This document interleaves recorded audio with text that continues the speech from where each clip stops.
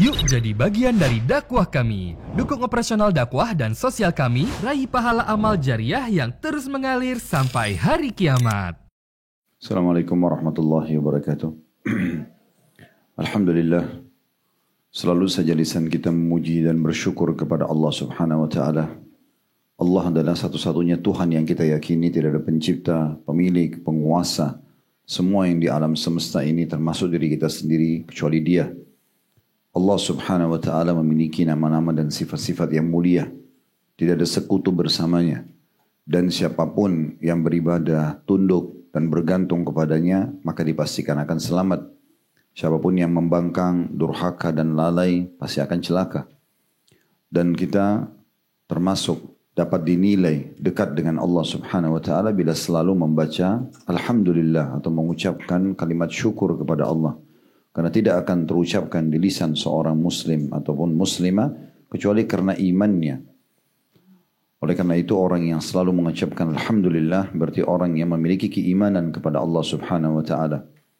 Dan sering kami ingatkan dan selalu kami ingatkan nikmat terbesar adalah nikmat Islam dan iman, di mana dengan nikmat Islam dan iman ini kita jadi punya panduan hidup.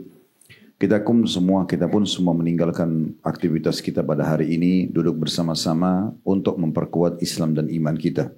Sehingga kita jauh lebih dekat lagi kepada Allah Subhanahu wa taala, memaksimalkan waktu kita untuk selalu taat dan ibadah kepadanya, serta juga tentunya agar kita bisa mendapatkan balasan terbaik di akhirat sana, yaitu surga yang abadi. Selanjutnya kita panjatkan salam hormat kita kepada manusia yang paling pantas untuk diucapkan salam hormat kepadanya, manusia yang telah Allah sempurnakan jalur nasabnya, fisiknya dan ilmunya, serta juga diperintahkan kita untuk menjadikannya sebagai suri tauladan dan mengucapkan salam hormat kepadanya dijadikan ibadah pendekatan diri kepada Sang Pencipta Allah Subhanahu wa taala dan mendapatkan balasan pahala yang melimpah. Oleh karena itu sangat wajar setelah bersyukur kepada Allah alhamdulillah kita juga mengucapkan salawat dan taslim kepada Nabi besar Muhammad sallallahu alaihi wa alihi wa sahbihi wasallam. Seperti biasa bila Allah Subhanahu wa taala mudahkan, kita akan melanjutkan pada buku kita Riyadhus Shalihin tulis oleh Imam Nawawi rahimahullah, dan kita masih berhubungan dengan masalah solat. Dan ini mungkin bab terakhir berhubungan dengan masalah bab solat Qiyamul Lail. Pada pertemuan yang lalu kita sudah bahas panjang lebar dan selesai bab 212, bab tentang keutamaan Qiyamul Lail. Dan nanti ada penyempurnaannya di dua bab lagi, yaitu berhubungan dengan masalah di bab nomor 213, bab anjuran melakukan Qiyam Ramadan, yaitu solat tarawih, dan 214 bab keutamaan Qiyam Lailatul Qadar dan keterangan tentang malamnya yang paling diharapkan. Baik, kita akan masuk dan mengingatkan kembali bab 212, mereview saja, mengulangi kembali agar kita mengingat bahwasanya yang sedang kita titik beratkan adalah pembahasan solat yang paling afdal setelah solat wajib. Jadi kalau kita ingin cari pahala solat yang paling besar setelah solat 5 waktu, tentunya solat Qiyamul Lail. Dan ini tidak asing bagi semua muslim dan muslimah. Mereka pasti sering mendengar tentang masalah solat Qiyamul Lail. Cuma pertanyaannya, siapa yang konsisten menjaga dan mengamalkannya? Siapa di antara kita yang selalu peduli, merasa bahwasanya ini adalah waktu-waktu yang sangat mahal di mana saya bermunajat berdua dengan Tuhan saya, karena umumnya solat malam biasanya dikerjakan sendirian, kecuali mungkin orang yang mau solat dengan pasangannya itu punya keutamaan sendiri. Dan sudah pernah kita sampaikan hadisnya, semoga Allah merahmati seorang suami atau laki-laki kalau bangun malam ingin solat, dia bangunkan istrinya, kalau istrinya tolak dipercikkan air di wajahnya. Dan semoga Allah merahmati seorang wanita atau istri yang kalau dia bangun mau sholat, dia bangunkan suaminya. Dan kalau suaminya nolak, maka dia percikan air di wajahnya. Dan kalau keduanya bangun sholat 2 rakaat saja, maka keduanya akan dicatat sebagai laki-laki dan perempuan yang banyak berzikir kepada Allah. Itu ada keutamaan sendiri. Tapi umumnya orang kerjakan sendiri-sendiri. Usahakan, Bapak Ibu sekalian, di umur-umur kita sekarang ini, sudah tidak lewat lagi 1 malam kecuali kita pasti sholat. Jangan selalu tertahan atau menganggap remeh hanya karena istilah sunnah. Oh kan cuma sunnah sholat tahajud. Duha kan cuma sunnah. Zikir habis sholat cuma sunnah. Misal bersiwak sebelum sholat cuma sunnah. Misal contoh ya, atau berdoa antara azan iqamah cuma sunnah. Nah, ya, sunnah-sunnah, sholat sunnah yang mendampingi sholat wajib rawatib cuma sunnah. Nah ini semua sunnah pun perintah syariat, perintah Allah subhanahu wa ta'ala. Perintah yang ada dalam syariat Allah subhanahu wa ta'ala. Perintah Nabi Muhammad sallallahu alaihi wasallam. Dan nanti yang membedakan derajat seseorang di antara kita nanti di surga itu banyaknya amalan-amalan sunnah. Justru amalan sunnah ini akan membedakan derajat seseorang di surga sana gitu ya. Kalau sholat wajib umumnya orang semua kerjakan. Tapi sholat sunnah belum tentu semua orang kerjakan. Dan sudah kami sarankan juga agar diniatkan tulus dalam hati kalau ingin mengerjakan sholat malam. Kemudian dimulai dengan sholat-sholat yang ringan yang kita mampu. Waktu-waktunya juga bisa dekat dengan sholat subuh. Lalu kemudian pelan-pelan insya Allah kalau kita sudah konsisten. Kita coba mundurkan waktunya. Kita coba tambah bacaan ayatnya. Kita coba ragamkan doa-doa kita. Dan ibadah kepada Allah, kita sedang ada kebutuhan atau tidak tetap sama. Ya, bukan berarti karena sakit ingin minta kesembuhan lalu sholat tahajud. Bukan berarti karena memang lagi terlilit utang atau lagi ada masalah. Kemudian baru mau berpikir untuk sholat malam. Gitu ya. Padahal sebenarnya ini dikerjakan justru kita anggap sebagai sebuah prestasi kita untuk mengejar pahala yang terbaik di sisi Allah subhanahu wa ta'ala. Di awal-awal bab 212 ada 3 buah ayat yang diangkat oleh Imam Nawawi. Kembali saya ingatkan bagaimana Allah memerintahkan di ayat pertama surah Isra ayat 79 Nabi Muhammad SAW agar menghidupkan malam dengan tahajud. Yang bunyinya wa minal laili fatahajjad bihi nafilatan laka asa an yab'atsaka rabbuka maqaman mahmuda. Dan pada sebagian malam lakukanlah salat tahajud sebagai suatu ibadah tambahan bagimu. Mudah-mudahan Tuhanmu mengangkatmu ke tempat yang terpuji. Dan mana tempat terpuji adalah tempat di akhirat yang akan diberikan maksimal pahalanya oleh Allah Subhanahu Wa Taala. Bagi selain Nabi Muhammad SAW, kalau mereka juga mendirikan sholat malam akan mendapatkan keutamaan di akhirat, tapi bukan berarti keutamaan selevel dengan Nabi Muhammad SAW, tapi memiliki keutamaan secara khusus. Kemudian juga dalam ayat yang lain surah Sajdah ayat 16, Allah SWT mengatakan tatajafa junubuhum 'anil madaji'. Lambung mereka, orang-orang beriman dan ahli surga itu jauh dari tempat tidur mereka. Maksudnya di malam hari. Tetap mereka paksakan diri untuk bangun mengerjakan sholat tahajud. Kemudian surah Az-Zariyat ayat 17 Allah juga mengatakan kanu qalilan minal laili ma yahja'un. Mereka sedikit sekali tidur pada waktu malam. Salah satu makna ayat ini Bapak Ibu sekalian adalah memang ngantuk di malam hari. Memang kita butuh tidur. Tetapi mereka justru bangun ya untuk menghadap kepada Allah Subhanahu wa taala. Itu justru keutamaannya. Ya, kelebihannya di situ. Dan tentu banyak sekali hadis-hadis Nabi SAW kita tidak akan ulangi lagi semuanya, tapi kembali kita ingatkan saja ya. Di antaranya pentingnya orang tua membiasakan anaknya bangun juga sholat malam. Kalau perlu dari sebelum balik, memang sudah dibiasakan untuk sholat bersama-sama gitu ya. Apalagi kalau sudah balik. Dimulai dari sholat wajib, kerjakan berjamaah kalau lagi di rumah, ataupun sholat sunnah yang boleh berjamaah seperti sholat qiyamul lail. Makanya dalam riwayat yang pertama itu di riwayat nomor 2 tepatnya, atau di sini kalau urutan di riwayat nomor 3 di bab nomor 212 urutan hadis 1169 di mana Nabi SAW ya mengingatkan Fatimah dan juga Ali agar bangun sholat di malam hari. Begitu juga tentunya ya, ada hadis yang mulia yang kita harus ingatkan kembali, yaitu hadis nomor 1173. Ini cuman kita pindah-pindah ya, membahasnya, mengingatkan kembali. Yaitu di mana Nabi SAW mengatakan, Ya'qidu syaitanu ala kafilati ra'si ahadikum idha huwa nama thalatha uqad. يضرب على كل عقدة عليك ليل طويل فارقد فإذا استيقظ فذكر الله تعالى إن حلت عقدة فإن توضأ إن حلت عقدة فإن صلى إن حلت عقدة كلها فأصبح نشيطا طيب النفس وإلا أصبح خبيث النفس كسلان. Syaitan membuat 3 simpul di tengkuk salah seorang di antara kalian manakala dia tidur. Maksudnya semua kita pasti dapat ya ikatan itu. Allah Subhanahu wa taala izinkan syaitan untuk mengikat di tengkuk kita, ya.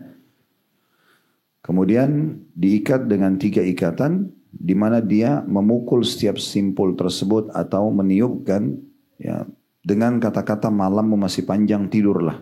Makanya begitu kita terkaget malam mau sholat pasti bisikan pertama itu yang keluar. tidurlah masih lama. Oh masih baru setengah 2, masih baru setengah 3. Bahkan kadang-kadang 5-10 menit pun sebelum azan, syaitan bisa hiasi seakan-akan waktunya masih lama. Akhirnya kita kebablasan. Tidak sholat tahajud, enggak juga sholat subuh tepat waktu. Oleh karena itu kita harus faham. Nabi SAW sudah kasih kata kuncinya. Maka caranya agar lepas adalah bila dia bangun lalu dia berzikir kepada Allah Ta'ala. Baca zikir apa saja. Mau tidur cukup banyak pilihannya. Maka satu simpul terbuka. Bila dia berudu, bangun langsung ke kamar mandi wudu, maka terlepas lagi simpul yang kedua. Dan bila dia sholat, maka terbukalah semua simpul. Simpul yang ketiga terbuka juga, jadi semua tidak ada lagi simpul yang mengikatnya. Sehingga, ini resepnya dan ini hasilnya ya. Sehingga di waktu pagi, dia akan merasa semangat dan sangat senang. Ya. Di sini terjemahan nasyitan adalah rajin, semangat. Dan tayyiban nafs maksudnya lapang dada, hidupnya bahagia. Nah, gitu. Saya pernah berapa kali praktekin ini ya. Walaupun kadang-kadang kita tidur malam sedikit. Tapi coba kita paksakan diri ada tahajudnya. Apalagi sholat subuh berjamaah di masjid itu. Selepas selesai subuh saja. Udah hilang semuanya ngantuk. Udah hilang semuanya ya pikiran-pikiran, beban pikiran. Memang subhanallah seperti itu. Ini janji Nabi SAW. Tidak mungkin salah. Kalau sebaliknya dia cuek. Dia tidak mau ikut. Dia tidak mau mengikuti saran Nabi SAW. Tapi malah mengikuti bisikan syaitan. Kata Nabi SAW, bila tidak, maka di waktu pagi dia akan merasa tidak enak, ya, sumpek, suntuk, dan juga jadi malas. Itu diantara hadis yang perlu kita ingatkan berhubungan dengan masalah qiyamul lail. Dan mudah-mudahan ini sudah cukup sebenarnya mewakili apapun yang sudah kita bahas pada pertemuan yang lalu gitu ya. Karena ini hadisnya cukup banyak yang kita bahas pada pertemuan yang lalu itu sampai hadits nomor 1194 itu ya. Kemudian kita masuk sekarang insyaAllah ke bab baru, bab 213, bab anjuran melakukan qiyam Ramadan, yaitu sholat tarawih. Mungkin ada di antara anda yang bertanya, kenapa dibahas masalah qiyam Ramadan sekarang, kita kan bukan Ramadan. Nah ini yang perlu kita luruskan ya. Jadi banyak orang kadang-kadang dia berpikir membahas sebuah tema kalau pas momennya saja. Padahal sebenarnya tidak seperti itu. Menuntut ilmu kita bisa bahas kapan saja. Itu yang pertama. Yang kedua, memang kalau kita ingin mengerjakan sebuah ibadah, kita harus punya ilmu dan pengetahuan jauh sebelumnya. Ya. Kalau misalnya seseorang itu ingin mendapatkan keutamaan hadis Nabi SAW, man kana akhiru kalamihi la ilaha illallah dakhalal jannah. Siapa yang akhir kalimatnya pada saat meninggal la ilaha illallah, dia masuk surga. Apakah dia belajar mengucapkan ini di saat-saat sebelum dia meninggal? Sehari 2 hari? Enggak, sepanjang hidupnya. Sepanjang hidupnya dia udah melatih diri dia untuk memahami la ilaha illallah. Selain mengucapkan dengan lisan sebagai zikir, juga dia memahami maknanya dan menjalankan konsekuensinya, gitu ya. Hukum-hukum yang berhubungan dengan la ilaha illallah, maksudnya tidak syirik kepada Allah, kemudian betul-betul mentauhidkan Allah, lebih benar mempelajari ayat-ayat dan hadis-hadis tentang Allah Subhanahu wa taala. Nah, itu semua yang dilakukan. Sama juga dengan sholat Ramadan, qiyam Ramadan. Beda sekali. Allah Maha tahu. Kita kalau jauh sebelum Ramadan kayak sekarang, walaupun nanti Ramadan bulan Februari, masih beberapa bulan, tapi kalau kita mempelajari dari sekarang dan kita niatkan dalam hati, semoga saja nanti kita tiba di Ramadan itu dan Allah mudahkan kita setiap malamnya akan maksimal mendapatkan sholat qiyam Ramadan dan juga meraih pahala, maka Allah akan memudahkan itu dibandingkan dengan orang yang baru niat nanti menjelang Ramadan. Kalaupun ada seseorang meninggal dunia sebelum Ramadan dan dia sudah niat dari hari ini pada saat belajar nanti kalau Ramadan saya akan qiyam Ramadan, maka dia sudah dapat pahalanya. Karena kata Nabi SAW, man hamma bihasanatin walam ya'amalha kutiba lahu hasanatun kamilah. Siapa yang niat mengerjakan satu dari amal soleh, maka dicatatkan baginya lengkap pahala itu walaupun dia belum mengerjakannya. Fa'in amilaha kutiba lahu ashru adha'afiha. Kalau dia kerjakan nanti, maka dia akan dapat 10 kali lipat. Berarti yang membuat 10 kali lipat nanti dilipat gandakan pahalanya, kalau kita kerjakan adalah niat dari sebelumnya. Kalau kita akan mengerjakannya. Nah gitu ya. Nah seperti itu. Bahkan kata Nabi SAW, ila sab'amiyah du'fin. Bahkan sampai 700 kali lipat kita bisa dapatkan pahalanya. Nah 700 kali lipat ini pasti ada sebabnya. Sebabnya itu karena kita memang lebih mengejar keutamaannya, kita sudah punya persiapan sebelumnya, kita mau mengemasnya, kita memarketingkan ibadah itu, menyampaikan pada orang lain, itu baru bisa dapat nanti maksimal pada saat kita kerjakan ibadah tersebut. Selain daripada itu memang karena kita sedang membedah buku, maka kita membahas secara urut. Nah, karena ini urutannya memang adalah membahas ini, maka kita membahas sesuai dengan urutannya. Itu hadis yang sangat masyhur tentang masalah solat qiyam Ramadan. Dan saya perlu ingatkan kembali, qiyam Ramadan, qiyamul lail, ya, tarawih, tahajud, sama saja. Semuanya sama, itu solat malam. Ya, cuma berbeda-beda istilah saya, tapi semuanya sama. Perbedaan dasarnya adalah tarawih artinya santai, ya, karena dia dikerjakan begitu selepas solat ba'diyah isya. Ya, sementara solat-solat malam yang lainnya selain Ramadan dikerjakan itu selepas lewat malam, gitu ya. Maksudnya mulai dari ya paling afdolnya sepertiga malam, ya, dibagi 3 malam tersebut. Tapi kalau sholat tarawih boleh dikerjakan di awal dan sudah diberikan keutamaan yang besar oleh Allah Subhanahu wa taala, dan ini pernah kami sampaikan di bab tentang masalah puasa Ramadan berhubungan dengan qiyam Ramadan juga.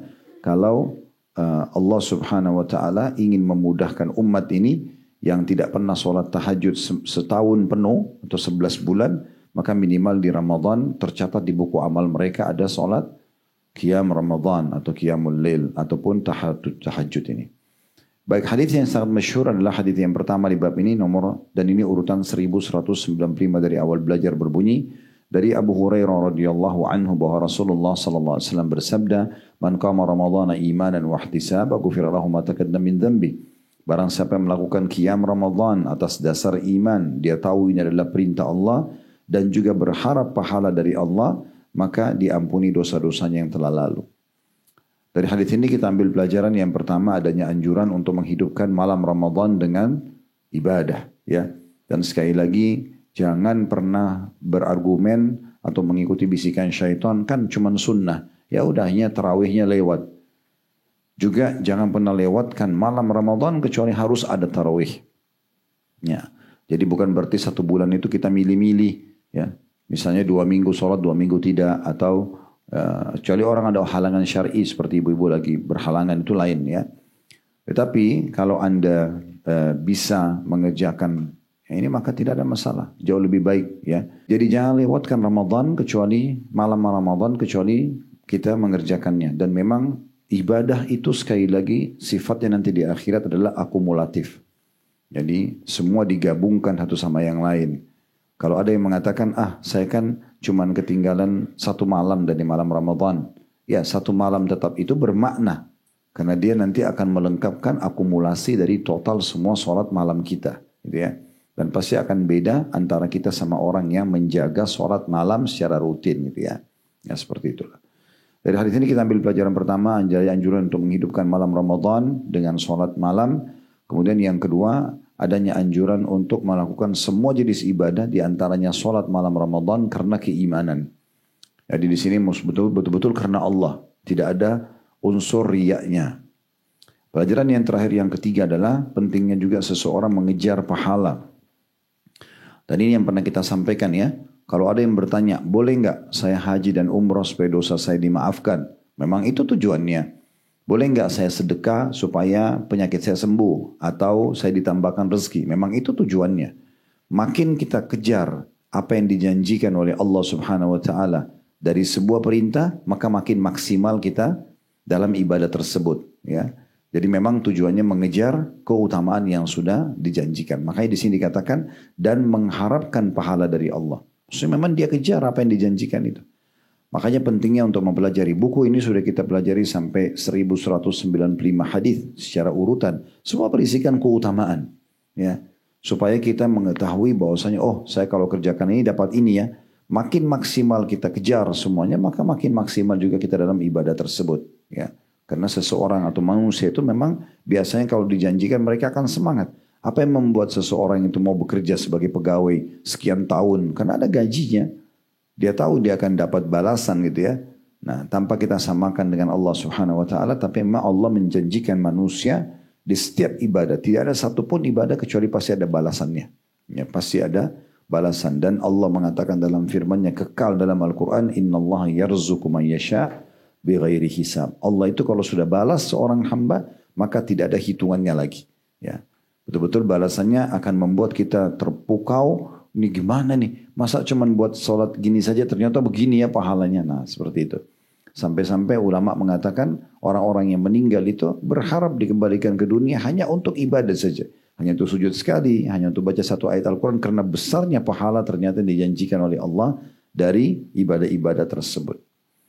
Hadis kedua, dan ini penutupan di bab nomor 213, yaitu hadis nomor urutan 1196 dari awal kita belajar, berbunyi dari Abu Hurairah radhiyallahu anhu, beliau berkata, karena Rasulullah sallallahu alaihi wasallam yuraggibu fi qiyam Ramadan min ghairi an ya'murahum fihi bi'azimah fayaqul man qama Ramadan imanan wa ihtisaban ghufira lahu ma taqaddama min dhanbi.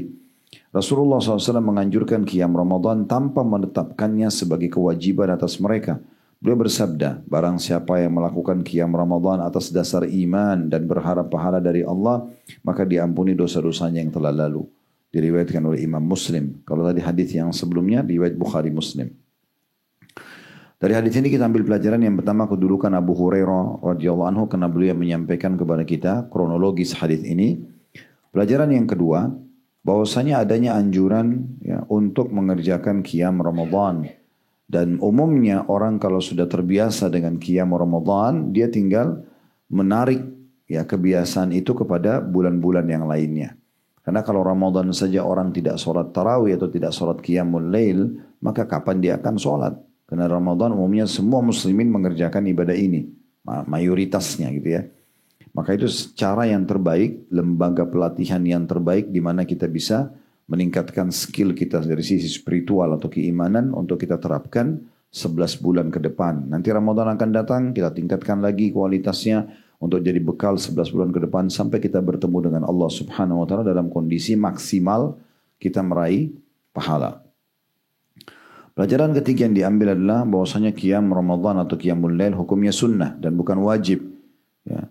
Makanya dikatakan Nabi SAW tidak mewajibkannya atau tidak jadikan sebagai sebuah kewajiban. Pernah beliau keluar sholat, ya, kemudian di awal Ramadan, kemudian orang-orang pada ikut. Di malam kedua beliau tidak keluar. Ya, maka orang pada nunggu sampai azan subuh. Lalu Nabi SAW selepas sholat subuh mengatakan, saya tahu kalian menungguku dari semalam. Ya, dan saya sengaja tidak keluar karena kalau saya keluar bisa jadi wajib buat kalian. Ya, karena memang sholat tahajud dasarnya adalah sunnah. Tapi sekali lagi, sunnah pun jangan tersembunyi di belakang kata-kata sunnah. Katakan, cuman sunnah, udahlah saya nggak usah kerjakan. Sunnah juga perintah. Dan nanti akumulasi dihitung pada saat ditimbangan amal nanti. Akan menyesal itu. Sunnah-sunnah yang kita tinggalkan itu kita akan nyesal sekali. Karena memang ternyata itu besar pahalanya. Dan bagaimana bedanya derajat kita sama orang-orang yang rajin mengamalkan sunnah itu di surga itu jauh sekali. Ya, sangat jauh. Masih ingat hadis yang pernah saya sampaikan, Nabi SAW pernah keluar di malam hari pada saat bintang gemerlapan di langit. Kemudian beliau mengatakan, sungguh demi zat yang jiwaku dalam genggamnya, maksudnya demi Allah, nanti kalian akan melihat istana-istana di surga sebagaimana kalian lihat ya bintang-bintang tersebut. Maka kata para sahabat, ya Rasulullah, apakah itu nanti istana para nabi-nabi? Kata Nabi SAW, bukan. Orang-orang soleh dari umatku. Jadi Bapak Ibu coba bayangkan di malam hari lagi gemerlapan bintang-bintang, kita lihat ke langit, bagaimana bintang itu kita cuma bisa lihat cahaya. Kita nggak tahu bentuknya bagaimana, kita nggak tahu ada apa di sana. Maka begitulah nanti kita melihat istana orang-orang yang rajin mengerjakan ibadah itu. Jauh karena kita malas, kita cuma pas-pasan dengan yang wajib, mereka ikuti dengan sunnah, maka mereka jauhnya seperti kita di bumi, itu di bintang. Ya, jauh sana. Kita nggak tahu seperti apa fasilitasnya. Yang jelas pasti lebih istimewa dan lebih mewah daripada kita. Dan itu ditentukan sekarang. Di muka bumi ini pada saat kita masih hidup. Tidak bisa ditentukan di akhirat. Kalau kita masih bisa mengejar prestasi di akhirat, mungkin kita bisa menundanya. Masalahnya tidak bisa. Sekali Anda kerjakan di sini, itulah penentu nanti derajat Anda di surga. Maka setiap orang harus jeli dalam memikirkan dan mengejar keutamaan-keutamaan ibadah seperti ini. Tentu yang terakhir yang bisa diambil pelajarannya yang keempat adalah bahwasanya ya orang yang mendirikan sholat ibadah apapun karena Allah termasuk qiyam Ramadan dan mengejar pahalanya maka akan mendapatkan keutamaan. Kalau di sini akan diampuni dosa-dosanya yang lalu. Dan pernah kami sampaikan pengampunan dosa berarti kita mendapatkan dua manfaat. Yang pertama kita selamat dari hukuman sebagai konsekuensi daripada dosa yang kita buat. Selamat dari hukuman tersebut. Yang kedua, kembalinya fasilitas yang tertahan karena dosa itu. Ya, itulah manfaat daripada pengampunan dosa. Karena dosa itu kan sama dengan pelanggaran. Semua pelanggaran berarti sangat dekat dengan hukuman. Nah gitu ya. Nah hukumannya dihilangkan dengan kita diampuni. Dan yang kedua, fasilitas yang tertahan. Contoh misalnya ada orang kerja di kantor. Dia bisa tertahan fasilitasnya. Kayak gajinya bisa dipotong atau bonusnya bisa tidak diberikan atau misalnya tidak naik jabatan hanya karena dia ugal-ugalan dalam kerja. Nah, seperti itu. Nah, orang kalau diampuni dosanya, diputihkan kesalahannya di perusahaan, tidak lagi dihukum dan dia bisa mendapatkan kembali fasilitasnya. Nah, seperti itulah. Itu manfaat diampuni dosa-dosa.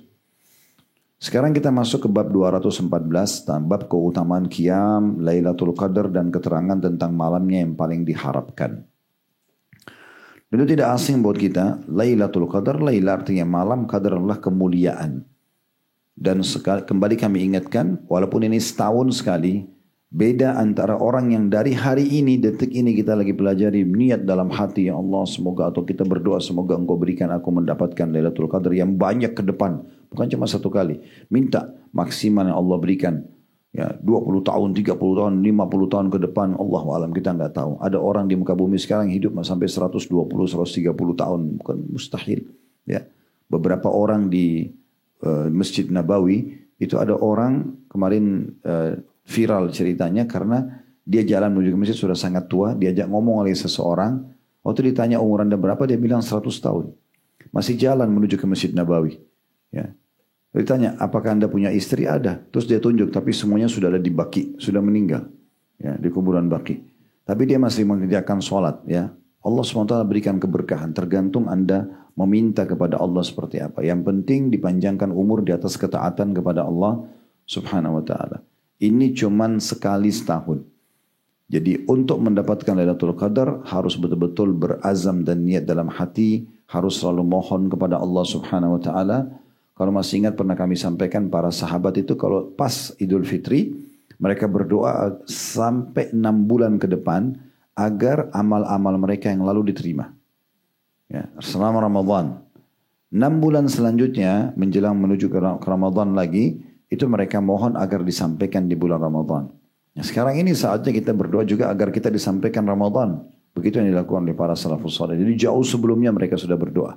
Dan ini berarti mereka sudah menang star orang yang kerjakan ini dibandingkan orang nanti kalau tiba masa tiba akal. Ya sudah nanti tiba Ramadan baru saya pikirkanlah keingatkan kembali keutamaan Ramadan dengan orang yang dari awal sudah niat untuk itu. Allah Subhanahu wa taala berfirman tentang Lailatul Qadar yang hanya setahun sekali, sangat masyhur tentunya ayat-ayat dalam surah Qadar ayat 1 sampai ayat 5 yang berbunyi Inna anzalnahu fi lailatul qadr wa ma adraka ma lailatul qadr lailatul qadri khairum min alfi syahr tanazzalul malaikatu warruhu fiha biidni rabbihim min kulli amr salamun hiya hatta matla'il fajr. Sesungguhnya kami benar-benar telah menurunkan Al-Quran pada malam qadar itu, malam kemuliaan. Dan di sini muliahnya malam itu karena Allah turunkan Al-Quran. Dan semua yang dinisbatkan pada Al-Quran pasti mulia. Pasti termuliakan karena Al-Quran. Nabi Muhammad SAW memiliki kedudukan karena ya diberikan Al-Quran. Jibril AS disebut karena memang membawa Al-Quran kepada Nabi Muhammad SAW. Orang-orang dari kalangan manusia yang hafal Al-Quran pasti mulia di mata manusia. Gitu ya. Jadi memang mereka punya kedudukan. Allah SWT muliakan dengan Al-Quran. Makanya malam itu jadi mulia karena malam diturunkannya Al-Quran. Dan tahukah kamu apa malam mulia itu atau malam qadar atau malam itu lebih baik daripada 1000 bulan. Sudah pernah kita jelaskan semua amal yang Bapak Ibu kerjakan maka dilipat gandakan sama dengan 1000 bulan atau lebih baik bahkan dari itu atau 83 tahun plus 4 bulan. Pada malam itu turun para malaikat dan ruh. Ini nama lainnya Jibril alaihissalam. Dengan izin Tuhannya untuk mengatur semua urusan sejahtera malam itu sampai terbit fajar. Dalam ayat yang lain, surah Ad-Dukhan ayat 3 Allah juga menyebutkan tentang Lailatul Qadar. Inna anzalnahu fi lailatin mubarakah. Al-ayat. Maksudnya ada lanjutan ayat tapi ini saksi bahasan diangkat oleh Imam Nawawi rahimahullah. Terjemahannya sesungguhnya kami menurunkannya pada suatu malam yang diberkahi. Ya. Kita masuk langsung hadits pertama tentang sholat qiyam di malam Lailatul Qadar. Dan ini menandakan berarti amal yang paling afdal Anda kerjakan di Lailatul Qadar adalah sholat. Adalah sholat. Bukan di pasar, bukan urus jahitan baju lebaran. Ya. Baju lebaran dari sekarang. Tukang jahit masih kosong, harga kain masih murah. Nah, banyak boleh model-model milih ya. Kalau nanti Lailatul Qadar itu sayang banget itu. Itu malam tidak ada lagi urusan dunia. Begadang untuk ibadah kita kepada Allah. Ini malam lebih baik daripada 1000 bulan. Bukan cuma sekedar baca subhanallah, semua ibadah. Usahakan di malam itu rangkum semua ibadah, kerjakan semua. Ya sholat malamnya, ya sedekahnya, ya silaturahim keluarganya, ya berzikirnya, ya baca Qur'annya, semua kerjakan. Walaupun sedikit-sedikit. Karena semuanya akan dilipat gandakan lebih dari 1000 bulan. Ya. Hadits pertama dalam bab ini, nomor 1197 dari awal kita belajar, berbunyi dari Abu Hurairah radhiyallahu anhu, dari Nabi SAW bahwasanya beliau bersabda, "Man qama lailatul qadri imanan wa ihtisaba, ghufira lahu ma taqaddama min dhanbi." Barang siapa yang melakukan salat di malam Lailatul Qadar atas dasar iman dan berharap pahala dari Allah, maka diampuni dosanya yang telah lalu. Hadis ini diriwayatkan oleh Bukhari dan juga Muslim. Kalau tadi hadis sebelumnya, siapa yang mendirikan malam Ramadan sepanjang 1 bulan penuh, iman dan harapkan pahalanya, diampuni dosa yang lalu. Kalau ini 1 malam saja, di malam itu saya dikerjakan qiyamul lail, cukup untuk menambah pengampunan dosa kita.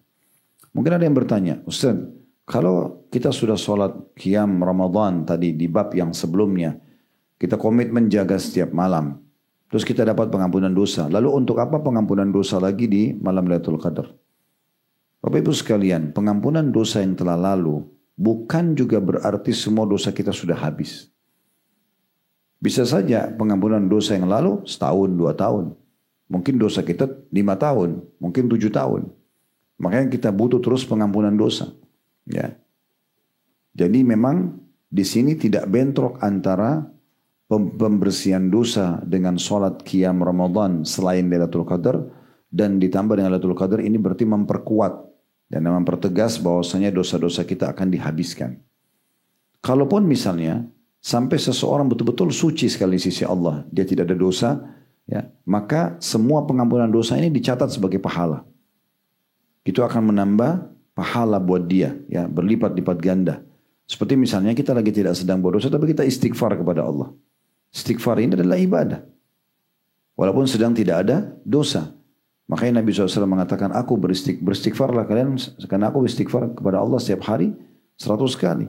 Nabi sedang tidak buat dosa. Tapi itu akan menjadi penambah nilai pahala di sisi Allah Subhanahu wa ta'ala.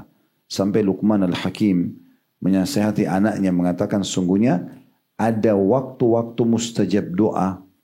Maka kalau kau temukan itu, maka perbanyaklah istighfar kepada Allah. Beliau bukan suruh anaknya minta rezeki, minta kebahagiaan dunia akhirat, istighfar kepada Allah. Karena kalau tidak dijadikan sebagai pembersihan dosa, dia akan dicatat pahala yang maksimal. Dari hadis ini adanya anjuran untuk mendirikan Lailatul Qadar dengan sholat. Ya. Dan tentu pelajaran yang kedua, yaitu karena keimanan dan mengharapkan pahalanya sehingga mendapatkan pengampunan dosa. Oleh karena itu malam ini, terutama 10 terakhir Ramadan, habis, sudah tidak ada urusan dunia lagi. Sudah selesai. Semuanya disiapkan dari sebelumnya, gitu ya. Supaya jangan luput dari kita Lailatul Qadar. Selanjutnya hadits nomor 2 di bab ini, nomor 1198 dari awal belajar, berbunyi dari Ibnu Umar radhiyallahu anhu, anna rijalan min ashabin Nabi SAW uru Lailatul Qadri fil manami fi as-sab'il awakhir. Faqala Rasulullah sallallahu alaihi wasallam, أرى رؤياكم قد تواطعت في السبع الأواخر ومن كان متحريها فليتحرها في السبع الأواخر. Bahwa beberapa sahabat Nabi, kata Ibnu Umar radhiyallahu anhu, melihat dalam mimpinya malam Lailatul Qadar, atau melihat malam Lailatul Qadar dalam mimpi terjadi di 7 malam terakhir sebelum akhir Ramadan. Maka Rasulullah SAW bersabda, saya melihat mimpi kalian sepakat di 7 malam terakhir, karena itu barang siapa yang mencarinya, hendaknya mencarinya di 7 malam terakhir. Diriwayatkan oleh Bukhari dan juga Muslim.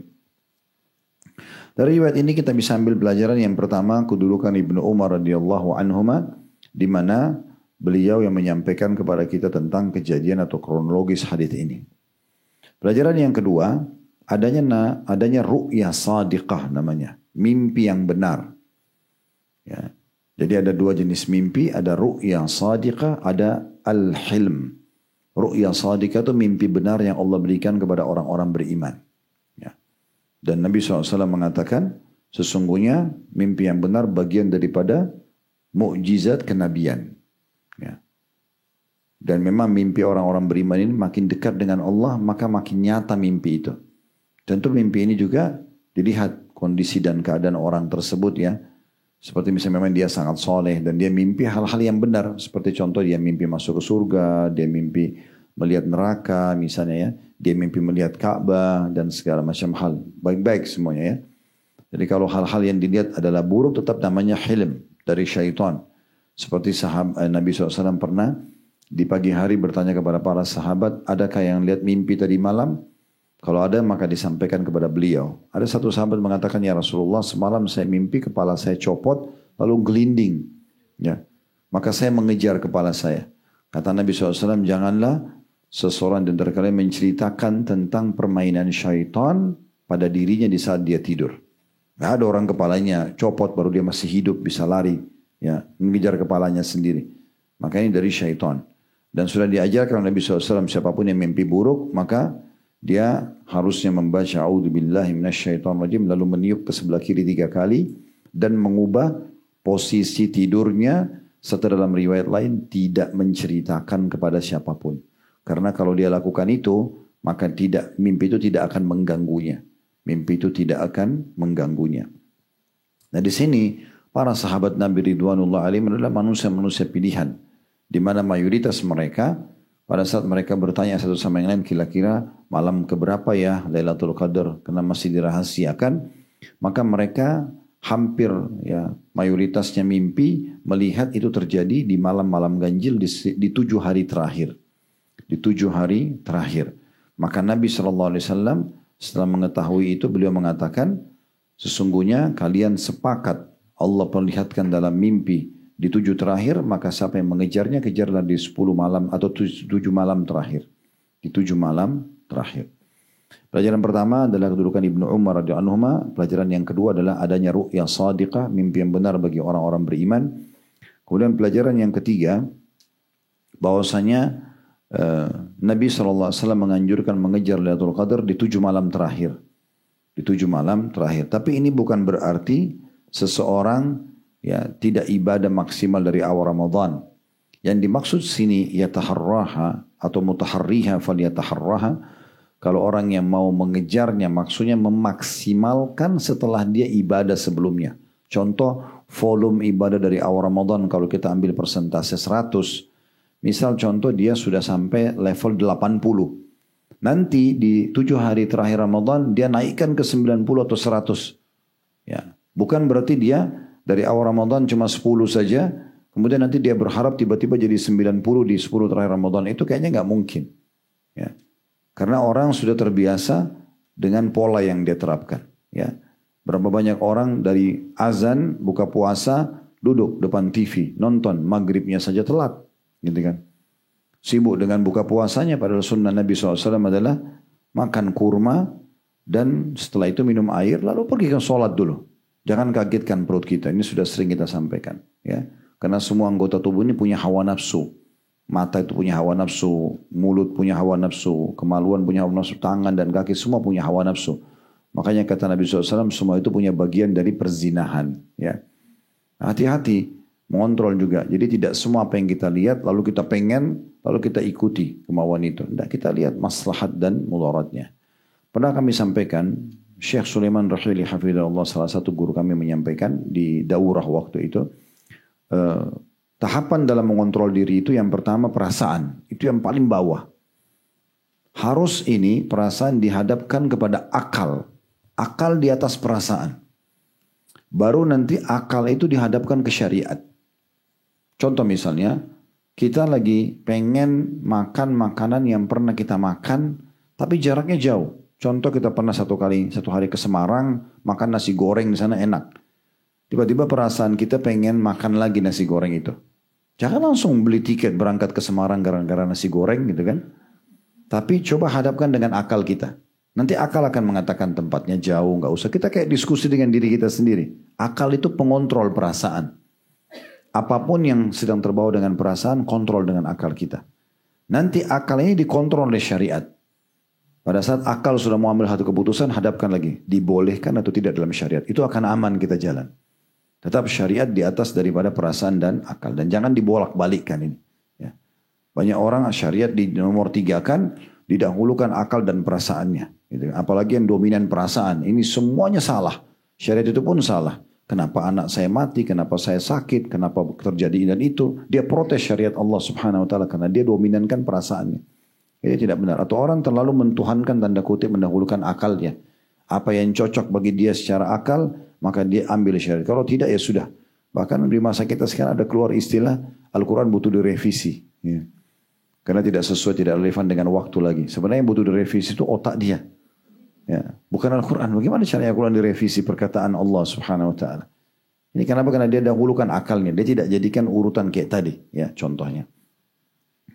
Maka ini pelajaran yang ketiga yang bisa diambil tentunya dari hadis kita. Baik, kita masuk sekarang di hadis selanjutnya.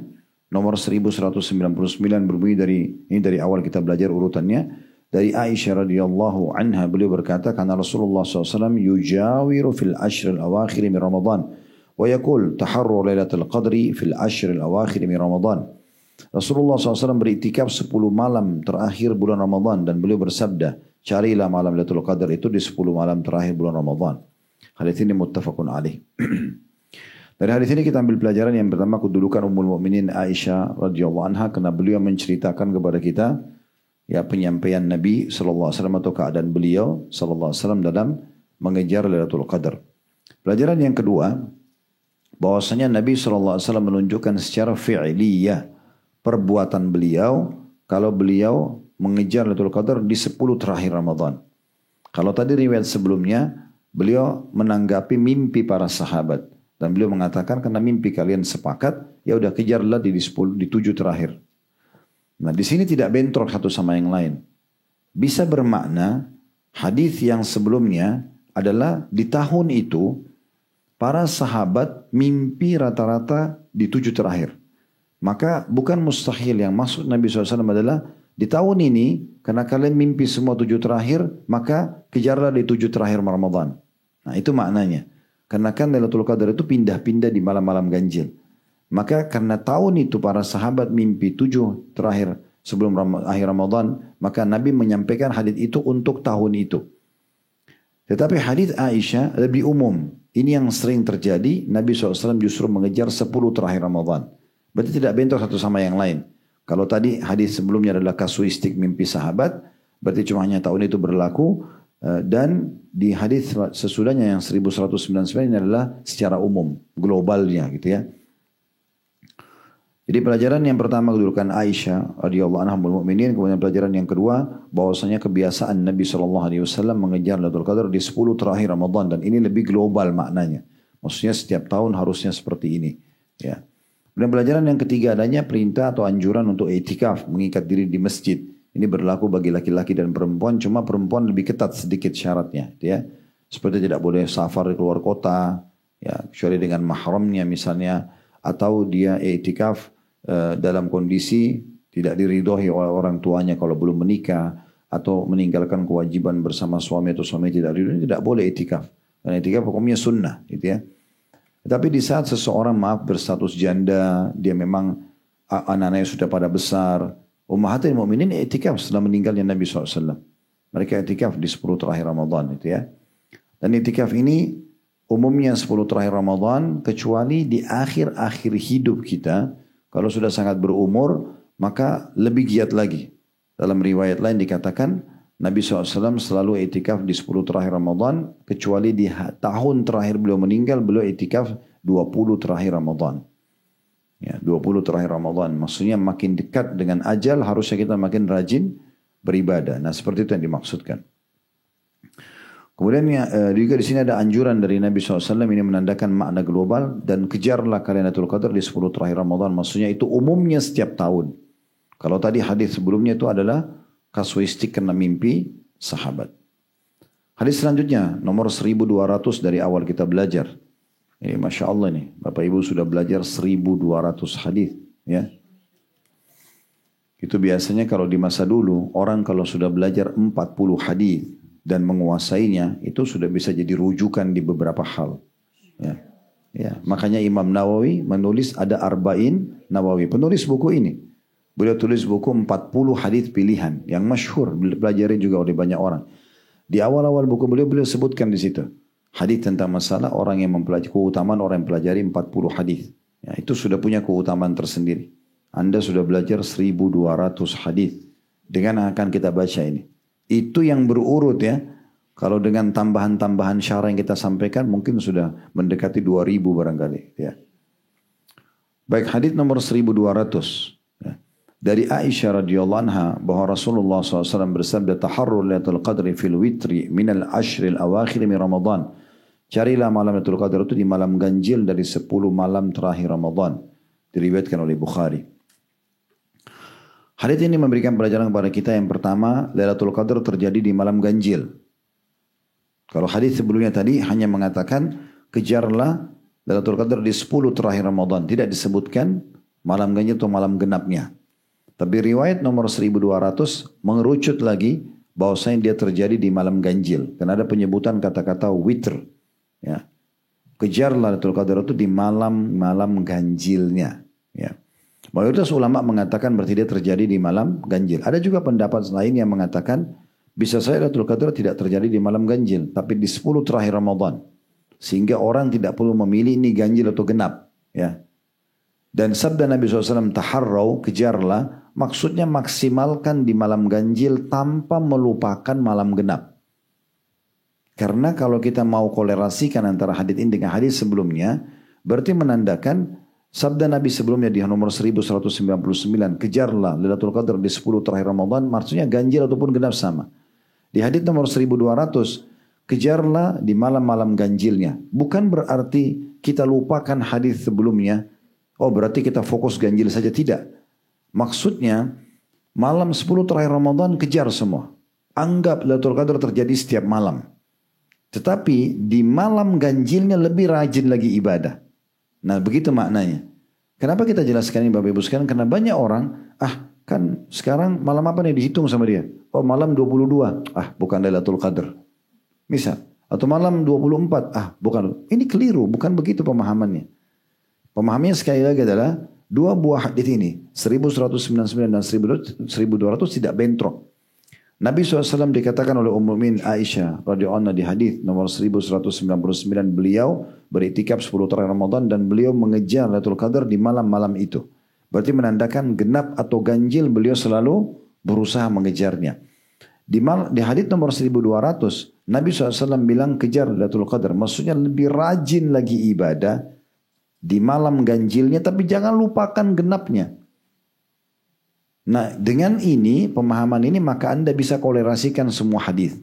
Karena kalau Anda pilih salah satunya, Anda mengatakan, oh saya pegang hadis nomor 1200 saja deh, yang penting ganjil. Berarti Anda kan pasti malas di malam genapnya. Ya, karena Anda hitung, ini kan malam 24. Dan di antara pendapat ulama yang mengatakan tadi yang baru kami sampaikan itu, mereka menjelaskan hikmah Allah Subhanahu wa taala. Malam ganjil ini kan berputar ya. Contoh misalnya kita di sini di Indonesia malam genap. Mungkin di negara lain lagi malam ganjil. Bukan mustahil itu Lailatul Qadar, berarti harusnya terjadi di semua tempat. Paham nggak? Gitu ya. Jadi kalau kita misalnya cuma kejar malam ganjil di tempat kita, misal kita pas genap di tempat lain lagi ganjil, bisa saja Lailatul Qadar itu. Sementara malam itu cuma satu kali. Ya itu. Berarti walaupun genap di tempat kita, ganjil tempat negara lain, mungkin itu saja Lailatul Qadar.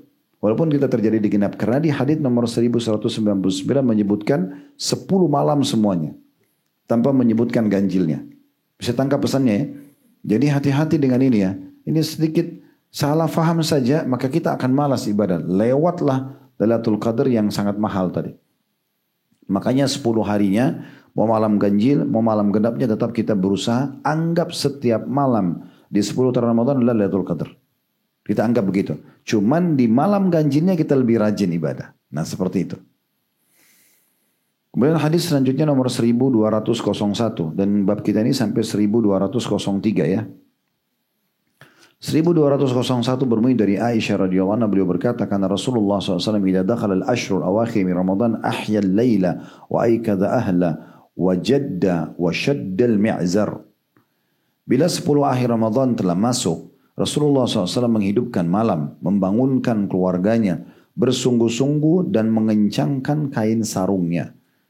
Muttafaqun alaih di sebelahnya, ini bagi yang baru ikut mungkin di kelas kita, artinya Bukhari Muslim. Ya.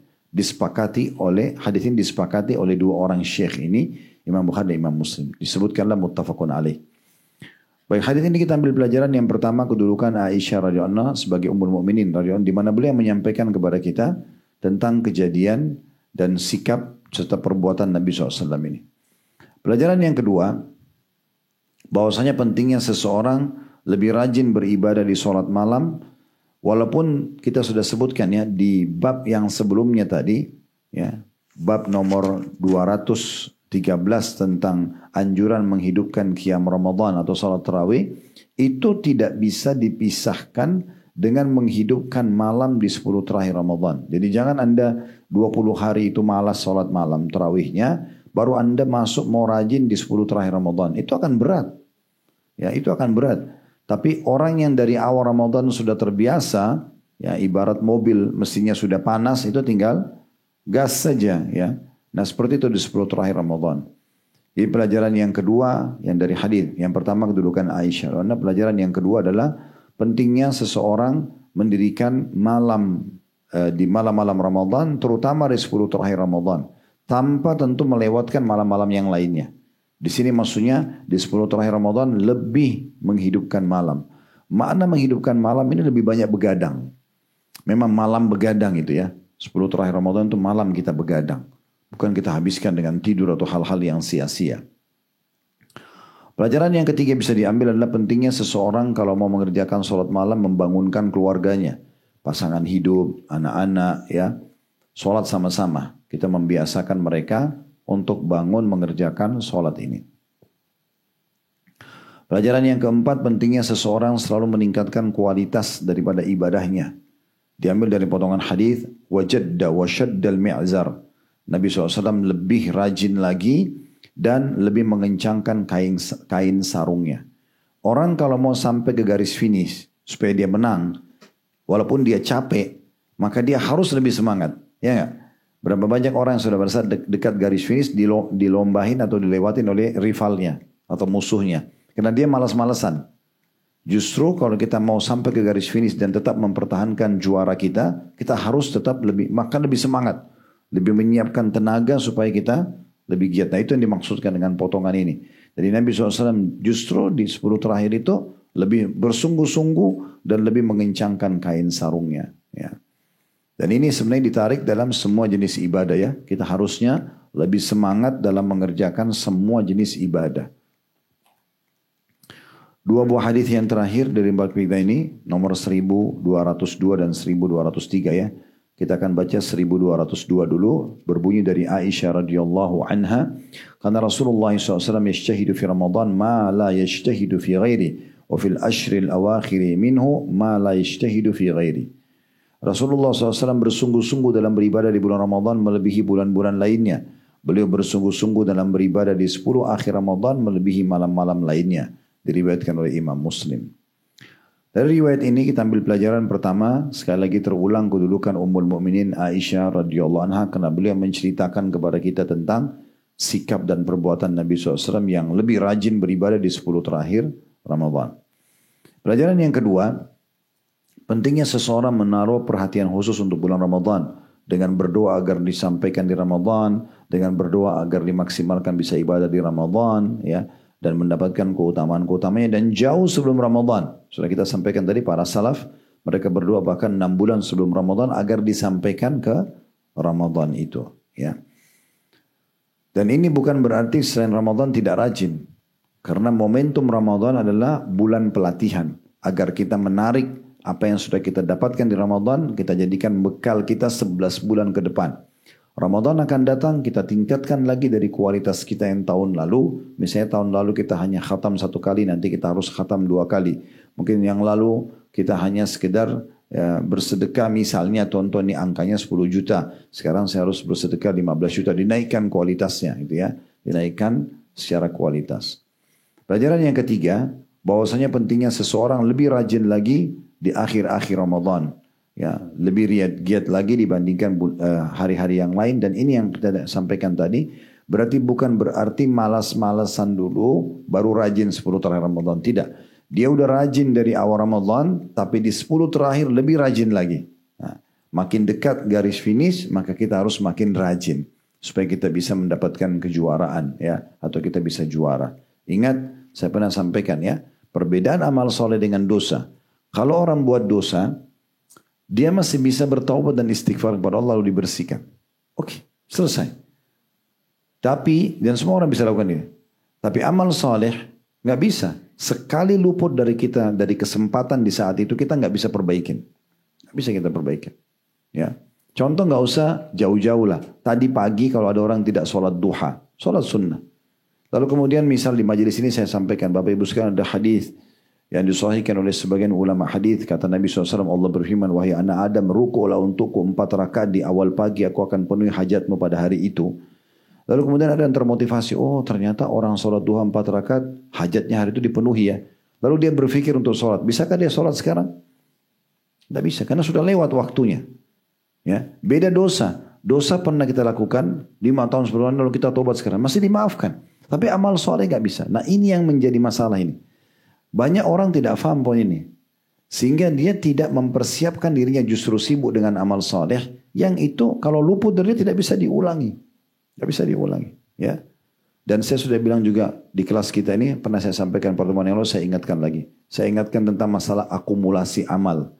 Kalau Anda selalu mengikuti bisikan syaitan, kan tadi teman saya atau istri atau suami saya sholat duha, kan cuma 2 rakaat. Anda melihat 2 rakaat di waktu itu. Anda tidak menghitungnya secara akumulasi. Ini keliru. Karena ditimbangkan amal nanti bukan cuma 1 kali, tapi akumulasi. Artinya, kalau Anda selalu mengatakan, itu kan cuma 2 rakaat. Lalu Anda tinggalkan nih. Baik, berjalan waktu. Besok lagi Anda akan mengatakan 2 rakaat, 2 rakaat. Kalau 1 tahun, kan 365 hari. Kali 2 rakaat, kan banyak banget. Kalau sudah 2 tahun, kalau sudah 3 tahun, kalau sudah 4 tahun, 10 tahun, Anda baru engah nih setelah 10 tahun, saya mau sholat duha. Yang 10 tahun yang lalu kerjakan teman Anda sudah lewat. Tidak bisa kita kejar dia. Mustahil itu. Ya. Orang yang sudah sholat 50 tahun dengan orang yang baru taubat 3 tahun lalu sholat, mana bisa disamakan? Nggak mungkin sama. Gitu kan? Orang yang rutin setiap hari sedekah dengan orang yang sedekah cuma hari Jumat saja sekali sepekan. Bagaimana bisa disamakan? Nggak mungkin. Allah itu maha adil. Gitu kan? Dan ini keputusan di tangan Bapak Ibu sekalian. Jangan luput kesempatan amal soleh itu. Karena sekali luput tidak bisa kita perbaikin. Susah kita perbaikin. Ketinggalan yang sudah ketinggalan. Gitu ya. Setiap amal soleh yang luput dari kita tidak bisa kita perbaikin. Itu nggak mungkin. Oleh karena itu, sudahlah yang berlalu sudah. Sekarang mulai ke depan maksimal dalam mengerjar ibadah tersebut. Ya, ingat nasihat Hasan Basri kepada seseorang yang datang kepada beliau. Kebetulan sudah sangat tua, umurnya 60 tahun. Hasan Basri tanya, umur Anda berapa? Dia bilang 60 tahun. Lalu kata Hasan Basri, kalau begitu sudah selama 60 tahun Anda menuju ke Tuhan Anda. Dan sebentar lagi Anda akan sampai. Orang itu kaget. Lalu dia mengatakan, inna lillahi wa inna ilaihi raji'un. Kami milik Allah, kami akan kembali kepada Allah. Lalu kata Hasan Basri, kau tahu makna kata-katamu itu? Lalu orang itu terdiam. Kata Hasan Basri, orang yang mengatakan dia milik Allah dan akan kembali kepada Allah, berarti dia tahu dia akan bertemu dengan Allah. Dan orang yang bertemu dengan Allah, dia tahu dia akan dihisab. Amal baik dia akan terima, amal buruk dia akan dihukum. Gitu ya. Orang itu masih makin takut. Lalu dia mengatakan, lalu apa? Mal hal? Apa solusinya? Maka kata Hasan Basri, engkau memperbaiki sisa umurmu ke depan, maka Allah akan maafkan kesalahan masa lalu dan Allah berikan balasan terhadap amalmu sekarang.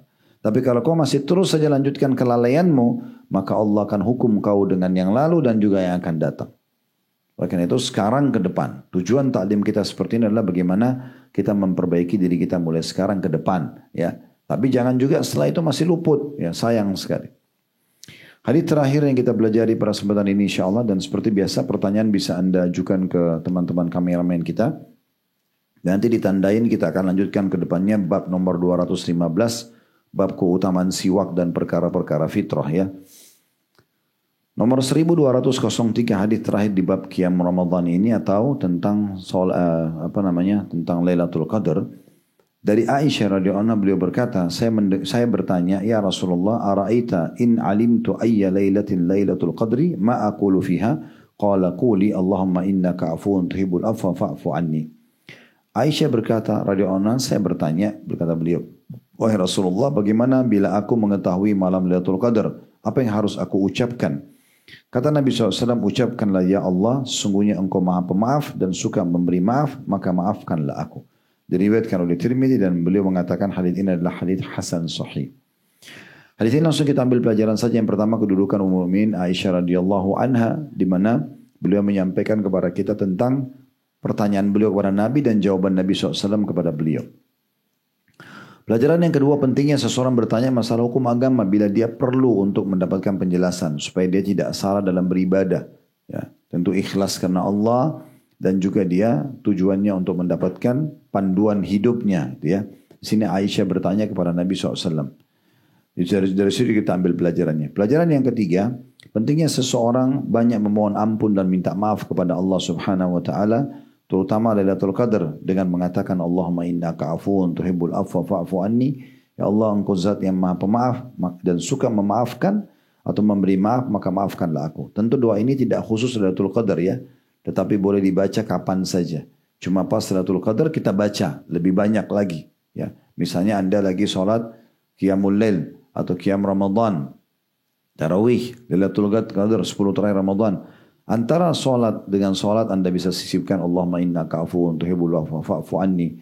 Menjelang buka puasa lagi siang hari, ya Anda tetap baca, terus dibaca di 10 terakhir Ramadan. Berharap mudah-mudahan malam itu adalah malam Lailatul Qadarnya. Ya, jadi bukan hanya dibaca di malamnya, tetapi dibaca sepanjang harinya dan diharapkan malam hari lebih giat lagi kita membacanya. Dan kita sudah sebutkan hikmahnya. Di antara hikmah kita memohon maaf. Ingat tadi perkataan di pembukaan kita. Luqman al-Hakim berkata kepada anaknya, wahai anakku, sungguhnya Allah memiliki waktu-waktu ya yang mustajab doa. Maka kalau engkau dapatkan itu antara azan, iqamah, sepertiga terakhir Ramadan, lagi musafir, hujan turun atau yang lain-lainnya, maka beristighfarlah. Beliau menyuruh istighfar. Kenapa disuruh istighfar? Karena dengan istighfar maka bisa saja ya hukuman yang bisa kena kepada kita karena dosa yang kita lakukan dihilangkan dan akan diberikan fasilitas oleh Allah Subhanahu Wa Taala dengan istighfar tersebut. Di dalam hadis Nabi SAW yang lain, siapa yang memperbanyak istighfar, man akthara min istighfar, gitu ya, Allah akan menjadikan dari semua permasalahan dia jalan keluar, dari semua sumpah dan sedihnya juga solusinya, dan Allah berikan rezeki dari tempat tidak disangka-sangka. Maka istighfar itu bukan hanya sekedar memaafkan dosa, tapi bisa dicatat sebagai pahala, bisa juga mendatangkan fasilitas yang tertahan karena dosa-dosa kita. Allahu a'lam. Baik, ini bahasanya, silakan kalau ada pertanyaan, dan insya Allah sekali lagi kita tandai buku kita, insya Allah kita lanjutkan di bab nomor 215 di pertemuan akan datang nanti.